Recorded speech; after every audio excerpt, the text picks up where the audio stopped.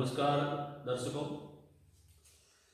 मानव भूगोल के मूल सिद्धांत, इस पुस्तक के अंतर्गत आज हम अपना पहला अध्याय पढ़ने जा रहे हैं।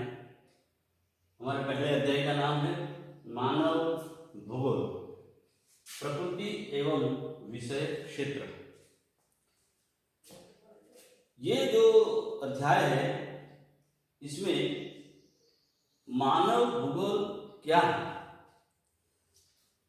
मानव भूगोल में हम कौन सी चीजों का अध्ययन करते हैं और उसकी प्रकृति कैसी है और इसका विषय क्षेत्र या विषय वस्तु या इसका विषय व्याप कितना है वो देखने का प्रयास करेंगे। इस तरफ पाठ के प्रमुख अंश लिखे गए हैं।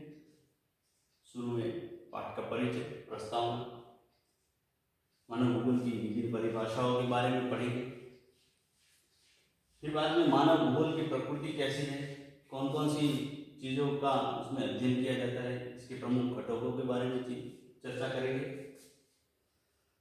मानव भूगोल का जो प्रमुख लक्षण है जिसमें मानव का प्रकृतिकरण होता है और उसी तरह इसका वाइस वर्सा प्रकृति का मानवीकरण कैसे होता है, ये दो जो परिघटनाएं हैं उनके बारे में चर्चा करके ये जो तीन अप्रोच है, पर्यावरणीय निश्चयवाद, संभववाद और उन दोनों के मध्य का नव निश्चयवाद जिसे रुको और जाओ निश्चयवाद, इसके बारे में भी चर्चा करेंगे।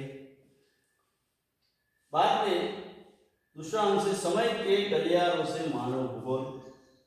इस टॉपिक के अंतर्गत हम मानव भूगोल का विकास धीरे धीरे किस तरह से हुआ है, आपकी किताब में जो तालिका 1.1 दी गई है इसके ऊपर विस्तृत चर्चा करेंगे। पश्चात मानव भूगोल के क्षेत्र और उपक्षेत्र कौन कौन से हैं जो कि तालिका 1.2 में दिया गया है, पूरी तालिका पढ़ेंगे और समझने का प्रयास करेंगे कि मानव भूगोल के साथ यदि अन्य विषय को मिला दिया जाए तो एक और नई शाखा बनेगी और उससे और एक नया भूगोल या और एक विषय शाखा निर्मित होगी। तो वो कौन सी है, ये पूरा तालिका 1.2 में हम पढ़ेंगे। आइए इस पाठ की विस्तृत चर्चा करते हैं, इसको समझते हैं। आपने भौतिक भूगोल को कक्षा 11वीं में पढ़ा। इसके पहले अध्याय में आपने देखा कि आपका परिचय भूगोल की प्रकृति से कराया गया है। आप भूगोल की महत्वपूर्ण शाखाओं से भी परिचित हैं। यदि आप अध्याय को एक बार फिर से पढ़ें तो आपको मानव भूगोल का मुख्य विषय भूगोल से संबंध भी ज्ञात होगा। जैसा कि आप जानते हैं, एक अध्ययन क्षेत्र के रूप में भूगोल समकलनात्मक, आनुभविक एवं व्यवहारिक है। अतः भूगोल की पहुंच विस्तृत है और किसी भी घटना अथवा परिघटना का जो दिक् एवं काल के संदर्भ में परिवर्तित होता है उसका भौगोलिक ढंग से अध्ययन किया जा सकता है। आप धरातल को किस प्रकार देखते हैं? क्या आपको लगता है कि पृथ्वी के दो प्रमुख घटक हैं, प्रकृति जिसके ऊपर से भौतिक पर्यावरण और दूसरा मानव जिसके ऊपर से मानव पर्यावरण, मानव भूगोल। अपने परिवेश के भौतिक और मानवीय घटकों की आप सूची बनाइए। भौतिक भूगोल भौतिक पर्यावरण का अध्ययन करता है, जबकि मानव भूगोल भौतिक, प्राकृतिक एवं मानव जगत के बीच संबंध, मानवीय घटनाओं का स्थानिक वितरण तथा उनके घटित होने के कारण एवं विश्व के विभिन्न भागों में सामाजिक आर्थिक विभिन्नताओं का अध्ययन करता है। आपको इस तथ्य का पहले से ही बोध होगा कि एक विषय के रूप में भूगोल का मुख्य सरोकार पृथ्वी को मानव के घर के रूप में समझना और उन सभी तत्वों का अध्ययन करना है जिन्होंने मानव को पोषित किया है। अतः प्रकृति और मानव के अध्ययन पर बल दिया गया है। आप अनुभव करेंगे कि भूगोल में द्वैतवाद आया और इस आशय के व्यापक तर्क वितर्क आरंभ हो गए क्या एक विषय के रूप में भूगोल को नियम बनाने सिद्धांतिक और नोमोथेटिक अथवा विवरणात्मक, भावचित्रात्मक, इडियोग्राफिक होना चाहिए? क्या इसके विषय वस्तु को व्यवस्थित किया जाना चाहिए और इसके अध्ययन का उपागम प्रादेशिक अथवा क्रमबद्ध होना चाहिए? क्या इसके विषय वस्तु को व्यवस्थित किया जाना चाहिए, इसके अध्ययन का उपागम प्रादेशिक अथवा क्रमबद्ध होना चाहिए? क्या भौगोलिक परिघटनाओं की व्याख्या सैद्धांतिक आधार पर होनी चाहिए अथवा ऐतिहासिक संस्थागत उपागम के आधार पर? ये सब बौद्धिक अभ्यास के मुद्दे रहे हैं और अंततः आप मूल्यांकन करेंगे कि प्रकृति और मानव के बीच द्वैधता नहीं है, क्योंकि प्रकृति और मानव अविभाज्य तत्व है और इन्हें समग्रता से देखा जाना चाहिए। यह जानना बहुत ही रुचिकर है कि भौतिक और मानवीय दोनों परिघटनाओं का वर्णन मानव शरीर रचना विज्ञान से प्रतीकों का प्रयोग करते रूपकों के रूप में किया गया है। हम सामान्यतः पृथ्वी के रूप, तूफान की आँख, नदी के मुख, हिम नदी के प्रोथ अर्थात नासिका, जलडमरू मध्य की ग्रीवा गर्दन और मृदा की परिच्छेदिका का वर्णन करते हैं। इसी प्रकार प्रदेशों, गांवों, नगरों का वर्णन जीवों के रूप में किया जाता है। जर्मन भूगोलवेत्ता राज्य या देश का वर्णन जीवित जीव के रूप में करते हैं। सड़कों, रेल मार्गों और जल मार्गों के जाल को प्रायः परिसंचरण की धमनियों के रूप में वर्णन किया जाता है। क्या आप अपनी भाषा से ऐसे शब्दों और अभिव्यक्तियों को एकत्रित कर सकते हैं?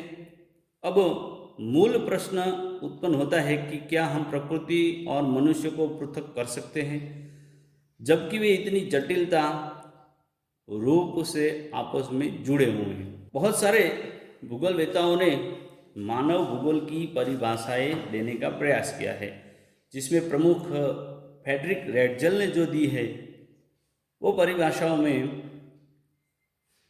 मानव भूगोल मानव समाजों और धरातल के बीच संबंधों को संश्लेषित अध्ययन करता है। ये जो रेटजल ने जो परिभाषा दी है इसमें संश्लेषण सिंथेसिस के ऊपर जोर दिया है।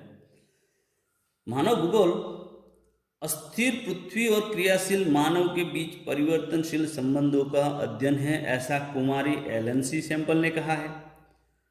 सैंपल की इस परिभाषा में संबंधों की गत्यात्मकता मुख्य शब्द है।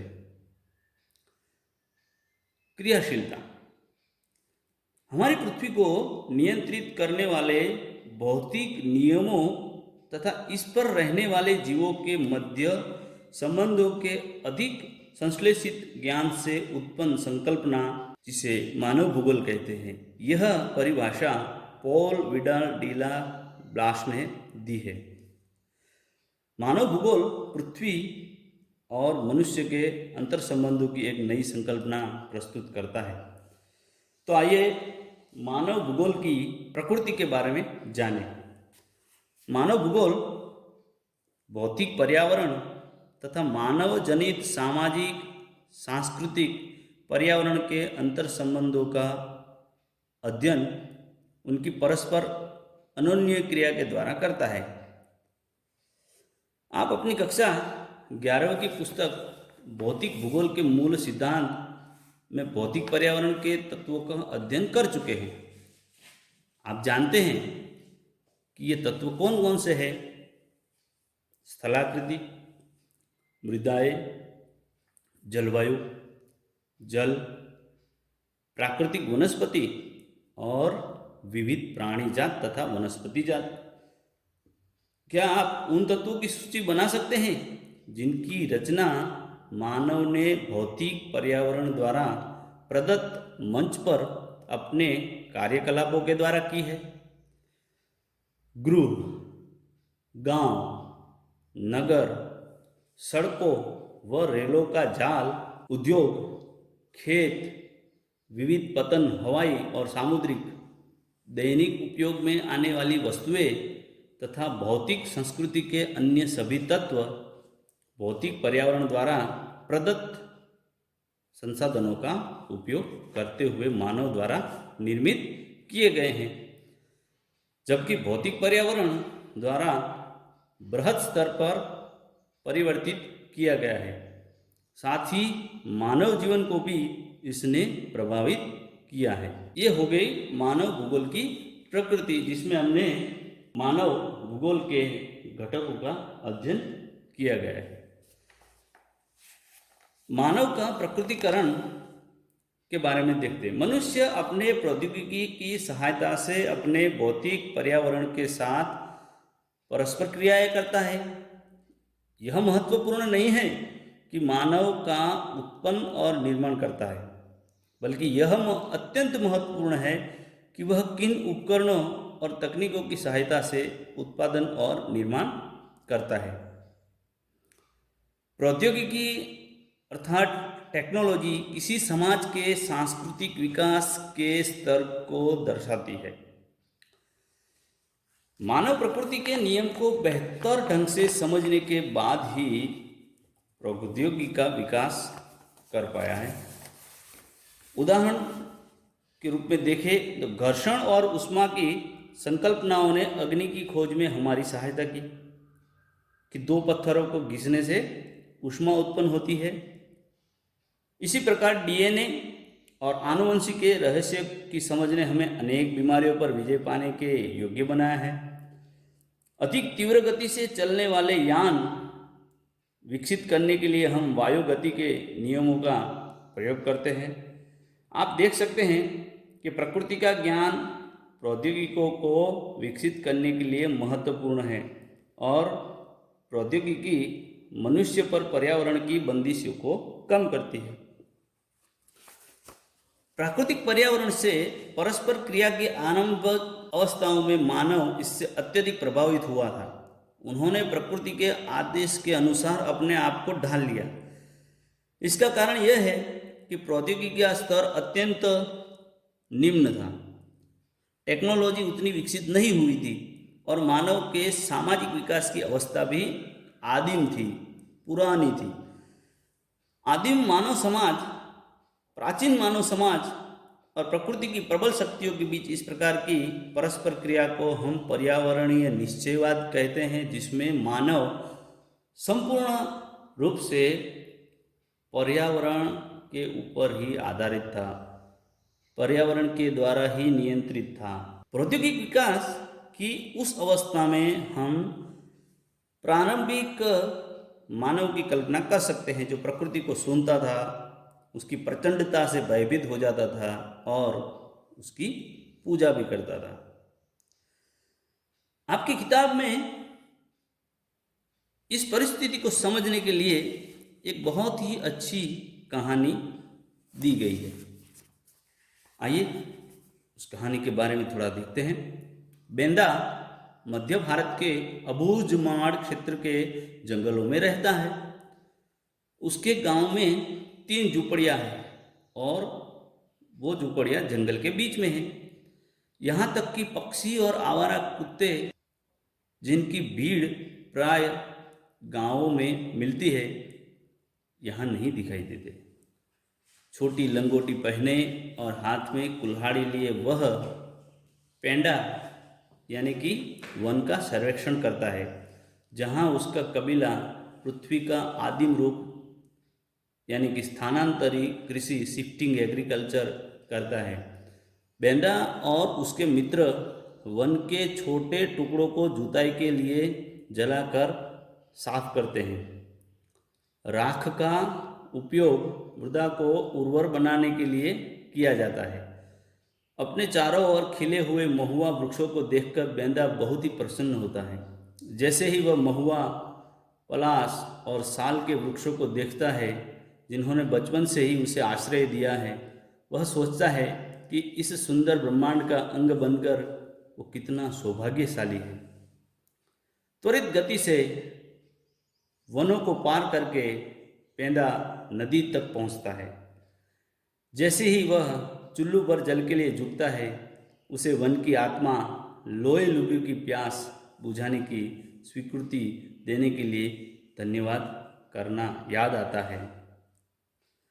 अपने मित्रों के साथ आगे बढ़ते हुए बेंदा गूदेदार पत्ते और कंदमूल को चबाता है। लड़के वन से गजरा और कुचला का संग्रहण करने का प्रयास करते हैं। ये विशिष्ट वनस्पति है जिसका प्रयोग बेंदा और उसके लोग करते हैं। वह आशा करते हैं कि वन की आत्माएं उन पर दया करेंगी और उसे उन जड़ी बूटियों तक ले जाएगी। यह आगामी पूर्णिमा को मधाई अथवा जनजातीय मेले में वस्तु विनय में वस्तु के बदले वस्तु प्राप्त करना, यह एक प्रक्रिया है के लिए आवश्यक है। वह अपने नेत्र बंद करके स्मरण करने का कठिन प्रयास करता है जो उसके बुजुर्गों ने उन जड़ी बूटियों और उसे पाए जाने वाले स्थानों के बारे में समझाया था। वह चाहता है कि काश उसने अधिक ध्यानपूर्वक सुना होता।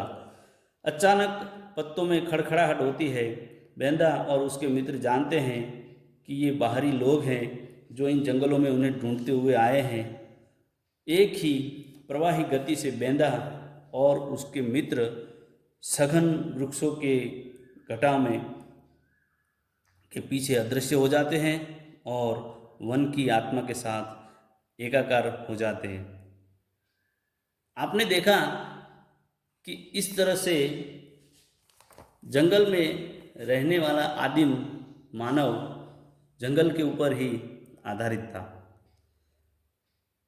आर्थिक दृष्टि से आदिम समाज से संबंधित एक घर के प्रत्यक्ष संबंधों का प्रतिनिधित्व करती है।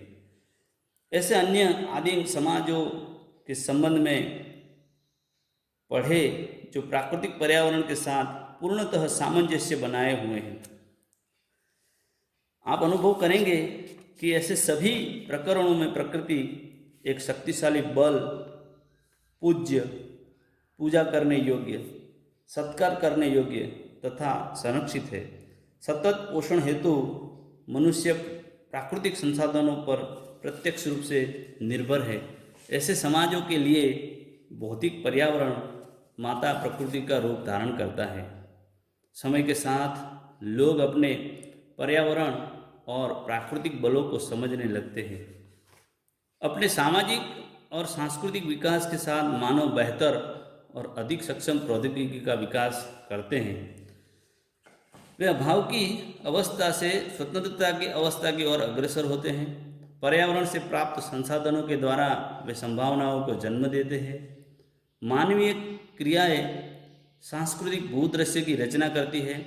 मानवीय क्रियाओं की छाप सर्वत्र है। उच्च भूमियों पर स्वास्थ्य विश्राम स्थल, विशाल नगरीय प्रसार, खेत, फलोद्यानों, मैदानों और तरंगित पहाड़ियों में चारागाह, तटों के ऊपर पतन, महासागरीय तल पर समुद्री मार्ग तथा अंतरिक्ष में उपग्रह आदि। पहले के विद्वानों ने इसे संभववाद नाम दिया। प्रकृति अवसर प्रदान करती है और मानव उनका उपयोग करता है तथा धीरे धीरे प्रकृति का मानवीकरण हो जाता है तथा प्रकृति पर मानव प्रयासों की छाप पड़ने लगती है, जिसे हम प्रकृति का मानवीकरण कहेंगे। आजकल हम जो प्रकृति के ऊपर विजय प्राप्त करने की बात कहते हैं, किस तरह से प्रकृति को हम अपने अनुकूल बनाते हैं, आइए इसकी एक केस स्टडी देखते हैं। ट्रोंडहाइम के शहर में सर्दियों का अर्थ है प्रचंड पवने और भारी हिम। महीनों तक आकाश प्रदीप्त रहता है। कैरी प्रातः 8 बजे अंधेरे में कार के द्वारा काम पर जाती है। सर्दियों के लिए उसके पास विशेष टायर है और वह अपनी शक्तिशाली कार की लाइटें जलाए रखती है। उसका कार्यालय सुखदायक 23 डिग्री सेल्सियस पर कृत्रिम ढंग से गर्म रहता है। विश्वविद्यालय का परिसर जिसमें वह काम करती है कांच के एक विशाल गुंबद के नीचे बना हुआ है। यह गुंबद सर्दियों में हिम को बाहर रखता है और गर्मियों में धूप को अंदर आने देता है। तापमान को सावधानीपूर्वक नियंत्रित किया जाता है और वह पर्याप्त प्रकाश होता है। यद्यपि ऐसे रुष्क मौसम में नई सब्जियां और पौधे नहीं उगते। कैरी अपने डेस्क पर आर्किड रखती है, खास प्रकार के फूल, और उष्णकटिबंधीय फलों जैसे केला वह कीवी का आनंद लेती है। यह नियमित रूप से वायुयान द्वारा उष्ण क्षेत्रों से मंगाए जाते हैं। माउस की एक क्लिक के साथ ही कैरी नई दिल्ली में अपने सहकर्मी से कंप्यूटर नेटवर्क के साथ जुड़ जाती है। वह प्राय लंदन के लिए सुबह की उड़ान लेती है और शाम को अपना मनपसंद टेलीविज़न सीरियल देखने के लिए सही समय पर वापस भी पहुंच जाती है। यद्यपि कैरी 58 वर्ष की है, फिर भी वह विश्व के अन्य भागों के अनेक 30 वर्षीय लोगों से अधिक स्वस्थ और युवा दिखती है। प्यारे बच्चों, आप कल्पना कीजिए कि ये किस प्रकार से संभव हुआ है, क्योंकि उन्होंने वहाँ के प्रकृति के सामने घुटने नहीं देख दिए, परंतु प्रौद्योगिकी के विकास करके वहाँ पर अपने आप को अनुकूल करने का प्रयास किया है। क्या आप कल्पना कर सकते हैं कि ऐसी जीवन शैली कैसे संभव हुई है? यह प्रौद्योगिकी है जिसके कारण ट्रॉन्डहाइम के लोग व उन जैसे अन्य लोग प्रकृति का आरोपित अवरोधों पर विजय पाने के लिए सक्षम हुए हैं। क्या आप ऐसे अन्य कुछ दृष्टांतों को जानते हैं? ऐसे उदाहरणों को ढूंढना कठिन नहीं है। भूगोलवेत्ता ग्रिफिथ टेलर ने एक नई संकल्पना प्रस्तुत की, जो दो विचार, पर्यावरणीय निश्चयवाद और दूसरा संभववाद के बीच का मध्यम मार्ग को परिलक्षित करता है। उन्होंने इसे नवनिश्चयवाद अथवा रुको और जाओ, न्यू डिटर्मिनिज्म और स्टॉप एंड गो डिटर्मिनिज्म का नाम दिया। आप में से जो नगरों में रहते हैं और जो नगर देख चुके हैं जरूर जानते हैं होंगे कि चौराहों पर यातायात का नियंत्रण बत्तियों द्वारा होता है। लाल बत्ती का अर्थ है रुको। एम्बर अथवा पीली बत्ती लाल और हरी बत्तियों के बीच रुककर तैयार रहने का अंतराल प्रदान करती है, और हरी बत्ती का अर्थ है जाओ। संकल्पना दर्शाती है न तो यहाँ नितांत आवश्यकता की स्थिति अर्थात पर्यावरणीय निश्चयवाद, और न ही नितांत स्वतंत्रता अथवा संभववाद की दशा है। इसका अर्थ है कि प्राकृतिक नियमों का अनुपालन करके हम प्रकृति पर विजय प्राप्त कर सकते हैं। उन्हें लाल संकेतों पर प्रत्युत्तर देना होगा, और जब प्रकृति रूपांतरण की स्वीकृति दे तो वे अपने विकास के प्रयत्नों में आगे बढ़ सकते हैं। इसका तात्पर्य है कि उन सीमाओं में जो पर्यावरण की हानि न करते हो संभावनाओं को उत्पन्न किया जा सकता है, तथा अंधाधुंध रफ्तार दुर्घटनाओं से मुक्त नहीं होती। विकसित अर्थव्यवस्थाओं के द्वारा चली गई मुक्त चाल के परिणाम स्वरूप हरित ग्रह प्रभाव, ग्रीन हाउस इफेक्ट, ओजोन परत का अवक्षय, भूमंडलीय तापन, ग्लोबल वार्मिंग, पीछे हटती हिमनदियाँ, निम्नकृत भूमियाँ हैं। नवनिश्चयवाद संकल्पनात्मक ढंग से एक संतुलन बनाने का प्रयास करती है जो संभावनाओं के बीच अपरिहार्य चयन द्वैतवाद को निष्फल करता है। समय के गलियारों से मानव भूगोल, पर्यावरण से अनुकूलन व समायोजन की प्रक्रिया तथा इसका रूपांतरण पृथ्वी के धरातल पर विभिन्न पारिस्थितिकीय रूपों से पारिस्थितिकीय निकेत में मानव के उदय के साथ आरंभ हुआ। इस प्रकार यदि हम पर्यावरण और मानव की अन्योन्य क्रिया से मानव भूगोल के प्रारंभ की कल्पना करें तो इसकी जड़ें इतिहास में अत्यंत गहरी है। अतः मानव भूगोल के विषयों में एक दीर्घकालिक सातत्य पाया जाता है। यद्यपि समय के साथ इसे सुस्पष्ट करने वाले उपागमों में परिवर्तन आया है।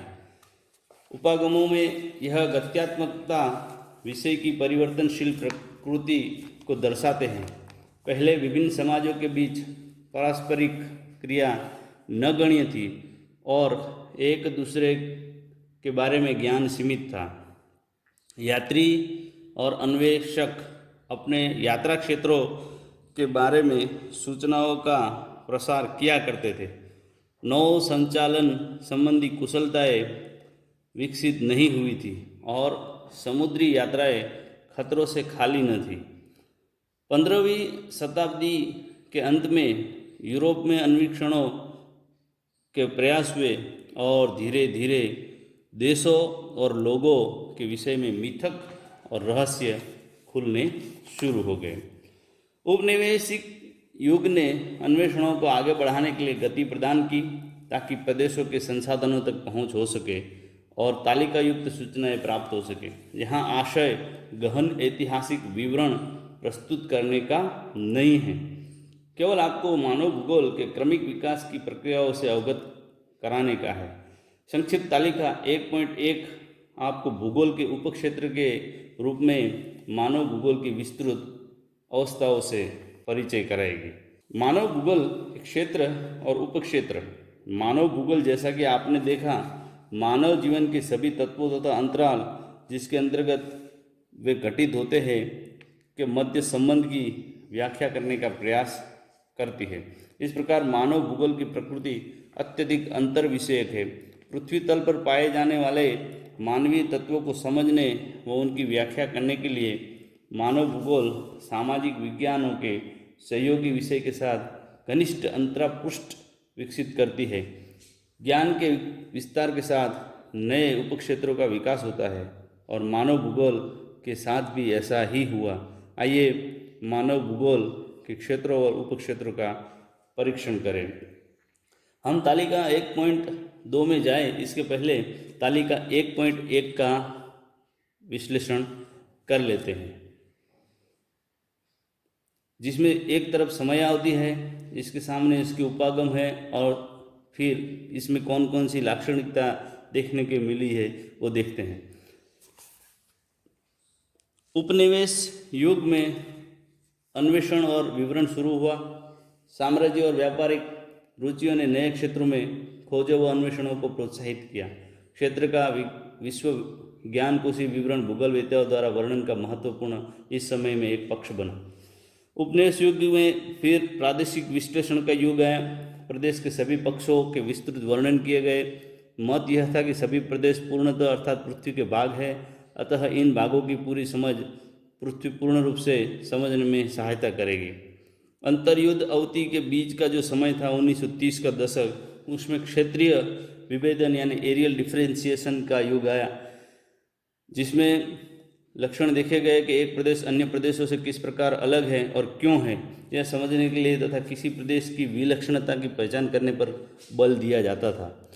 इसके बाद 1950 के दशक से अंत तक तथा 1960 से दशक के अंत तक में स्थानिक संगठन का उपागम देखने को मिला, जिसमें कंप्यूटर का उपयोग और शुद्ध सांख्यिकी विधियों का प्रयोग करने के लिए यह युग जाना जाता है।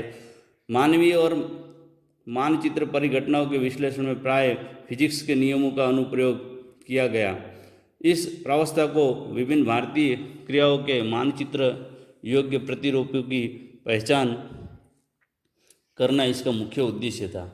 इसके बाद 1970 के दशक में मानवतावादी, आमूलवादी और व्यवहारवादी विचारधाराओं का उदय होता है और उसी में मात्रात्मक क्रांति, क्वांटिटेटिव रिवोल्यूशन से उत्पन्न असंतुष्टि और अमानवीय रूप से भूगोल के अध्ययन के चलते मानव भूगोल में 1970 के दशक में 3 नई विचारधाराओं का जन्म होता है। इन विचारधाराओं के अभ्युदय से मानव भूगोल सामाजिक राजनीतिक यथार्थ के प्रति अधिक प्रासंगिक बना। इन विचारधाराओं की थोड़ी और जानकारी के लिए नीचे दिए गए बॉक्स का अवलोकन करें। 1990 का दशक जब आता है तो भूगोल में उत्तर आधुनिकवाद शुरू हो जाता है।